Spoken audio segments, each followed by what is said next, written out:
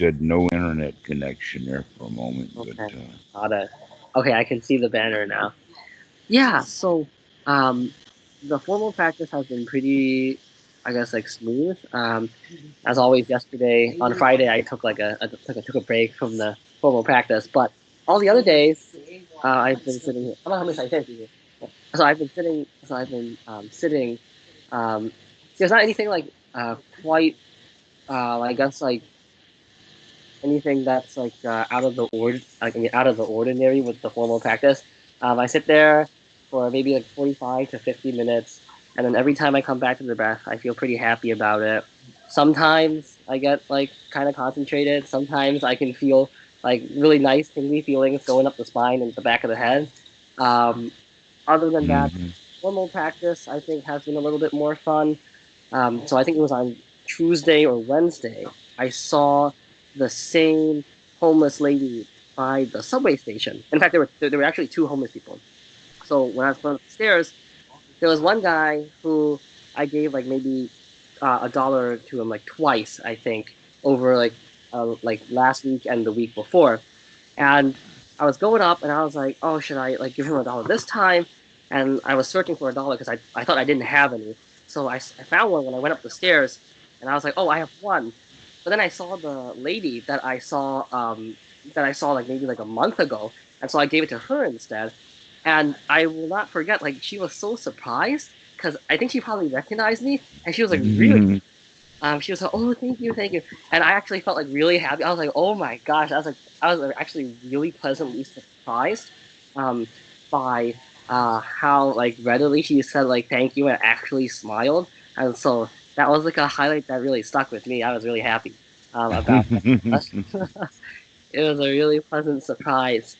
Um, then, in terms of like anything else, like anything else that I've been looking at. So remember we were talking about you know being I guess like taking the practice to work. Um, yeah, so I try to like put more like joy like into it. Like sometimes on Friday, like we talk like with other developers and everything, and it's really nice. So I think I'm making some progress like over there. Trying to Well, balance doing getting the actual work done and also being just slightly happier. Um, One thing that's really funny is so sometimes I have dreams. I remember my dreams, and it's really funny. There are like two dreams.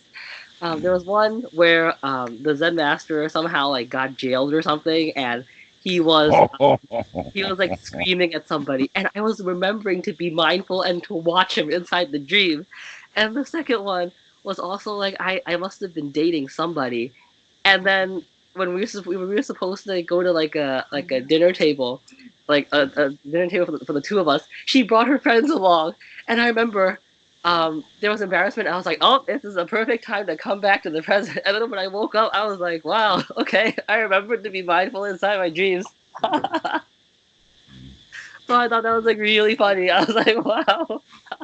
yes, that's exactly the right way of doing it with the dreams. So Yeah. congratulations on that.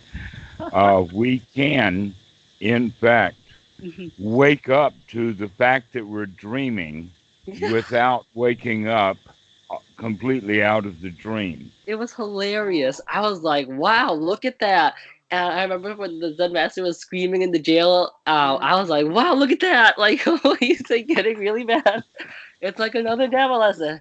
And that's why I remember like these two things. I was like, wow, you can be mindful inside the dream too. Okay.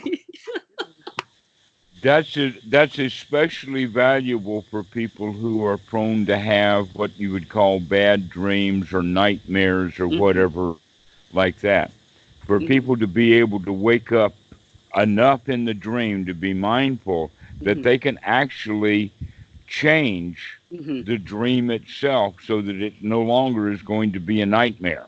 Ah. Within the American Indian tradition, most of the dreaming that the young braves would have would Mm-hmm. be about animals Mm-hmm.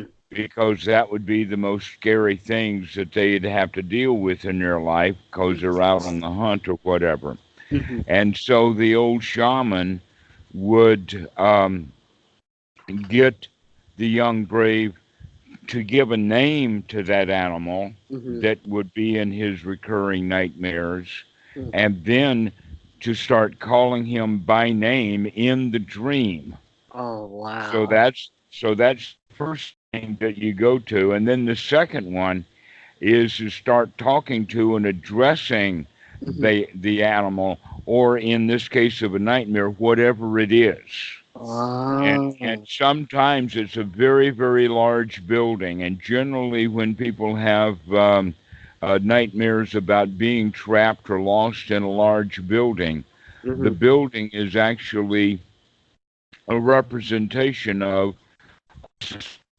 one, perhaps the town, or maybe even a church or whatever like that, that we feel trapped in a very large or. Mm-hmm.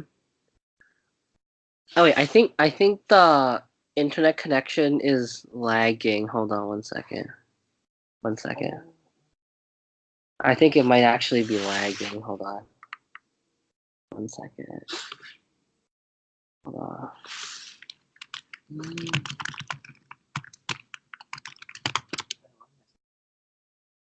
One second. I think it must have given out. Mhm. Okay, one second. Hmm.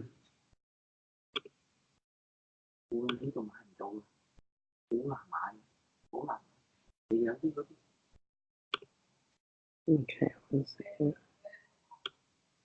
Mhm.